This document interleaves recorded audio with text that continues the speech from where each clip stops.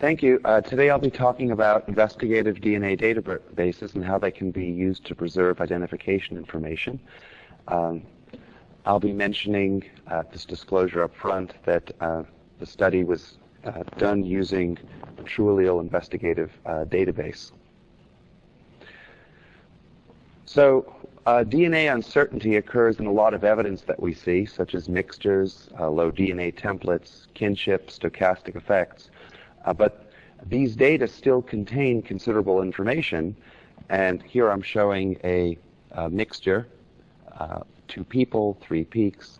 But our goal is to preserve that information that it contains and then use it to make identifications. So the tool here is a probabilistic genotype. That is, we know there's uncertainty, but that genotype uncertainty can be expressed through probability. So here from that last data, we see at the CSF locus, there are allele pairs, and out of the 100 or so possible allele pairs in the population for CSF, there are just a few that are left over, and at these 5, more probability is concentrated at 2 of the allele pairs, 10-12 and 12-12, than at the others. And this concentration of probability, reducing the possibilities and increasing probabilities where the data indicate is how information is expressed. Probability and probabilistic genotypes go back, well, probability goes back at least 200 years to Laplace. Mendel used probabilistic genotypes with his Punnett squares and P's 150 years ago, and more recently Swignam and Ansi Nist as standards have accepted probabilistic genotypes as representations. This paper describes the validation of a system and how these genotypes can be computed using a computer. In order to measure the identification information that's been preserved in a genotype, likelihood ratios, of which all DNA match statistics are 1, are used. And what a likelihood ratio or match statistic shows you is the gain in probability from, shown in brown, the background distribution, to blue, what's been inferred after seeing the data. In this particular example, that ratio of probabilities of the evidence matched or coincidental match, blue to brown, is about 3. So that's the DNA match statistic at this locus following computer review. Notice that before we started, we didn't know who the reference would be and what we would compare. It's completely objective. There's no concept of what the answer might be.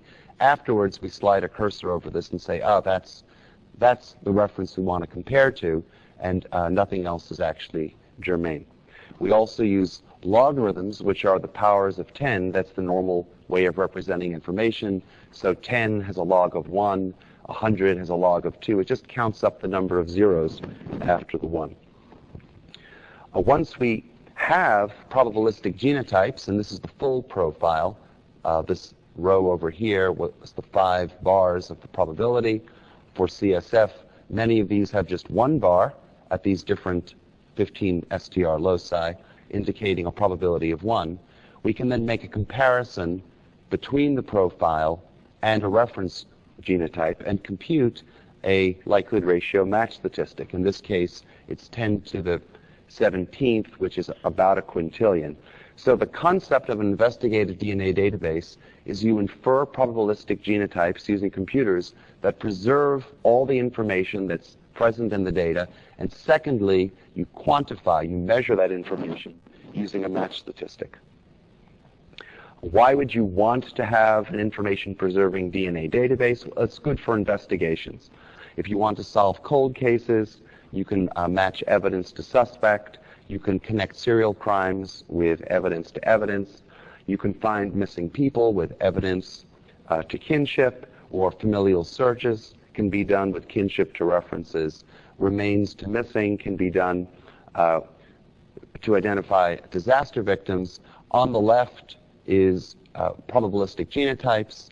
That's evidence. On the right can be reference samples or probabilistic genotypes. Our work on the World Trade Center is described in this article and is mentioned today. Okay. So in our study, we looked at 40 mixtures. These were generated originally for an NIJ study.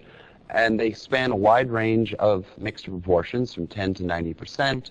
a range of quantity of DNA from 1,000 picograms down to 125 picograms for 2 different pairs of individuals. These data were developed by Margaret Klein at NIST 10 years ago. And in the higher ends of where there's more DNA, that's possibly more representative of sexual assaults and homicides, and where we see less DNA, that's more representing touch applications, property crimes, terrorism, and so on. So there are 2 measurements main measurements I want to go through with you now. Sensitivity, which is our ability to detect matches. And in this experiment, we take the computer-inferred genotypes of these 2 contributor mixtures. First, we'll go through with the victim known, as you might see in a sexual assault or homicide. And the computer infers one probabilistic genotype, trying to preserve all the information that's present in the data. And now, once we have this set of genotypes, we're going to compare them against the reference genotypes. And the metric here is we're going to measure the information and see how much has been preserved. And the measurement is, again, the log of the match statistic. 10 would mean 10 to the 10th or 10 billion. 20 is 10 to the 20th. So all 20, here's a histogram that gives a sense of the probability distribution, measuring sensitivity. All 40 of the profiles, genotypes, appeared with a likelihood ratio greater than 1. And on average, the average information preserved was about 18 or a quintillion. So that's the detection capability of a system like this. But what about the specificity? Are there spurious matches that are made?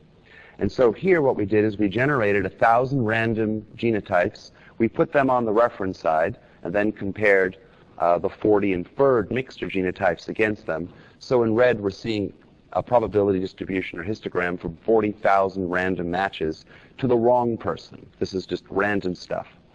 And what we see is that the scale extends to the left. Now negative 10 means 1 over 10 billion, and so on. So this is the extent of evidence against a match as opposed to in the blue evidence for a match. That's what match statistics do. And this shows the specificity, the ability to reject matches that are not real matches when you make the comparison. And what we see is that the system nicely separates out the real matches with a high likelihood ratio from the ones that would be spurious, and the overlap is less than 1 in 10,000 genotypes. It's less than 0.01%. So there's very good separation. What about cases where you don't have a victim profile, where there are 2 unknown contributors? Same study, except now we have 2 inferred genotypes for each evidence of the 40 samples. So there are 80 probabilistic genotypes that were inferred. And again, all 80 appear with a positive likelihood ratio. This time the average match statistic is somewhat reduced to 10 to the 15th, or only a quadrillion. And again, we test the specificity against the 1,000 random profiles. So this represents about 80,000 matches to random or incorrect people. Again, we see that we have tremendous evidence that there's no match, and that that person would not be detected in an investigative database. And again, the crossover is less than 0.01%, less than 1 in 10,000. So we get very good separation for detecting real matches, and as well as for rejecting spurious matches. Human mixture review the goal is generally not to preserve all the identification information. It's to identify a match, and in a way that a person can. And so the method is different, and it's not information preserving. When the data is examined, instead of using all the quantitative data, thresholds are applied, converting peaks into all or none events which hopefully correspond to alleles, and they're either present or absent, and that forms a list. In this case, on our CSF example, that list would be the alleles, or 10, 11, 12. Well, once you have a list of 10, 11, 12, that gives you 6 allele pairs, 10, 10, 10, 11, 10, 12, and so on. And it turns out that even if you use inclusion methods and allele lists, you still get a probabilistic genotype. It just hasn't been inferred by a computer, and it doesn't give you the sharpest probability distribution. Instead, it diffuses the probability over many possibilities. So when you measure the inferred information from thresholds, you now look at where this reference sample is, and you no longer see a large ratio. It's much closer to 1, and a likelihood ratio of 1 corresponds to a log of 0 or no information. And that's how thresholds lose the information. Now, once you have allele lists, people like to put the allele lists onto allele list databases. Here we have uploadable allele lists. This is one of those. For this study, we used different thresholds and had, in triplicate, had people score the data for thresholds of 50, 100, 150, and 200. This is with threshold of 100.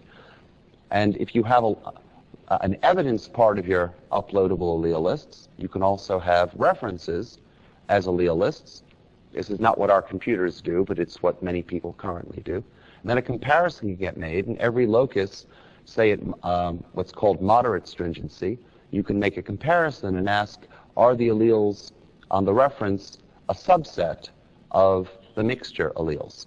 And then what you will get back is a number of how many of those loci hit. In this example, 7 of the 13 hit. This is the one where the computer gave a match score of 10 to the 18th. We can measure the sensitivity and specificity. The sensitivity, one measure is what fraction of the alleles were uploadable.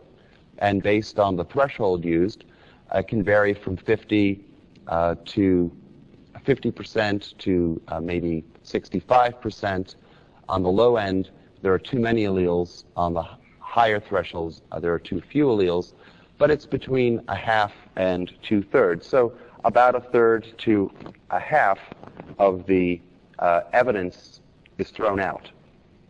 We can also measure specificity. Again, we took all of these manually scored genotypes at different thresholds and showing the results for 150, since that's more popular in 2012. And we could ask, when we did a comparison against 1,000 random profiles, what were the number of alleles that were hit? So on this particular mixture set, it could be different in your lab, where we have a lot of low mixtures, we don't differentiate. We try to analyze everything. This is the distribution, and from this we can look at the tail distribution. So for example, we could say, suppose we have a criterion of 7 or more alleles that were hit. Then we'll look at what has come back if there wasn't any particularly great one. Well, if you add up all those blue bars, that's the tail distribution. That gives you the probability of a spurious hit against a random person, a false hit that would give a false lead. And at 7, it's about 35% on this data. At 8, it's about a quarter, and so on. It decreases as you would set that threshold higher and higher. I did this mainly for comparison because I'd like to be able to compare an information-preserving probabilistic genotype with what people currently use. So the sensitivity, the ability to detect, is a match score, on average, about a quadrillion, with a false negative rate on this data set of less than 0.01% of false hits. Allelists under moderate stringency on this data show that upload failed about a third of the time, with false hits in the 5% to 25% range, depending on where you set the criteria or the number of loci.